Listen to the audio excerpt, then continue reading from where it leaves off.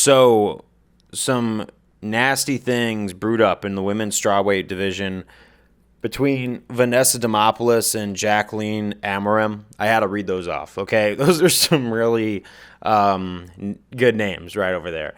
But I know Vanessa Demopoulos. I've seen her fight before. It's Jaqueline that I had to, remind myself of the name of.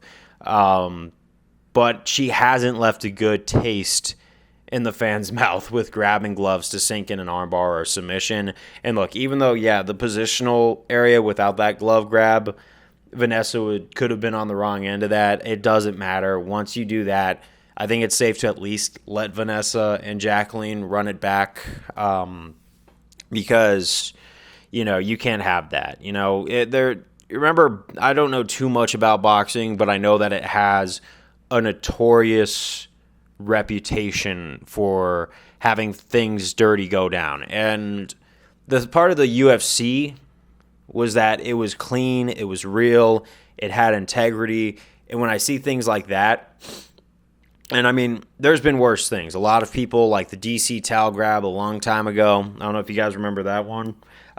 This is not the dirtiest thing that's happened in the UFC, but when I see things like this, I start to see these organizations get built up on, we got integrity, we're the real thing, we're not rigging anything, to starting to play favorites in the rankings, look after certain fighters, fast track them to title shots, ignore other fighters who haven't gotten. So this makes the UFC's integrity look bad, and it's never gonna stop all the fighters from taking part in the organization because it's the biggest name out there, and all these MMA fighters have dreams, aspirations, wanting to be in the cage.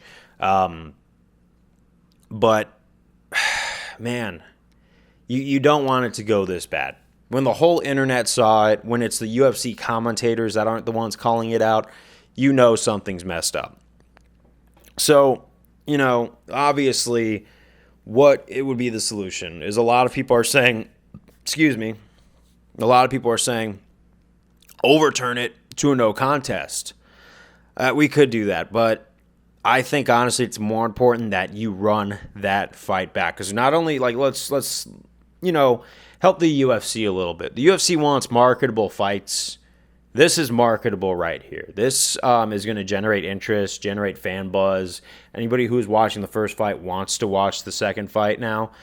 So you're going to definitely be able to put a few butts in some seats.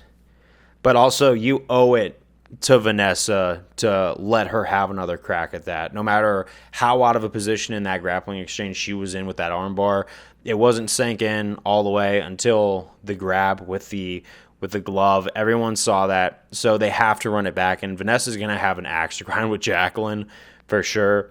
Now, do I think Jaqueline showed that she could hang in there with Vanessa? Yeah, so I'm not completely worried for Jaqueline, but it's just a principle thing. It's not about the outcome, it's about how they did that. People who do dirty moves and everything like that, that's just, to me, that's not cool, and UFC just cannot be a spot where cheating is allowed. That kind of non-integral stuff is what's going to turn UFC into boxing all over again. And a lot of people say UFC wants to become WWE and everything like that, and it is becoming WWE in certain ways, but it's not what it used to be, and the way it's kind of shifting into isn't very honest. It isn't very real, and I think that's what drove a lot of us fans to go into the organization, is because it seemed realer. But as we've stuck around watching the Octagon time after time, we've seen questionable things on this production. And, you owe it to Vanessa to run it back. And what else is there to say? I think I'm a little disappointed to see that kind of slid. They should have, called it out and disqualified or something like that. But yeah, no, I mean, it would have led to a rematch eventually, but, a rematch is going to happen, and yeah, no cheating in the UFC, please.